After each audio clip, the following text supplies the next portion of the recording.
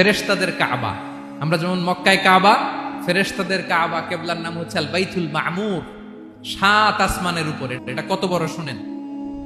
প্রতিদিন বিষ্ণু বলেন প্রতিদিন এই আল বাইতুল মামুর ফেরেশতাদের মসজিদে 70,000 ফেরেশতা ইবাদতের জন্য চান্স পায়। প্রতিদিন কয় হাজার? একবার ঢুকে যে বের হয়ে যায় কিয়ামতের আগে দ্বিতীয়বার আর তারা চান্স পাবে না। আল বাইতুল মামুর ওইটা শেষ, এরপরে সিদরাতুল মুনতাহা। কি নাম? সীমান্ত বৃক্ষ। এটা আরো বড়, একটা বিশাল বড় বড়ই গাছ আল্লাহ বানাইছে। ওয়া ইলাইহি ইয়ানতাহি ইলমুল মালাইকা, ফেরেশতাদের জ্ঞান সীমানা ওইখানেই শেষ। এর উপরে কি হয় ফেরেশতারা আর জানে না। ফেরেশতাদের ক্ষমতা এখানে শেষ। সিদরাতুল মুনতাহা, সিদরাতুল মুনতাহার এরিয়া শেষ, এরপরে শুরু হয় আল্লাহুল মাহফুজ, কোরআনের বাড়ি। কোরআনের বাড়ি কই? বাল হুয়া কুরআনুম মাজিদ ফি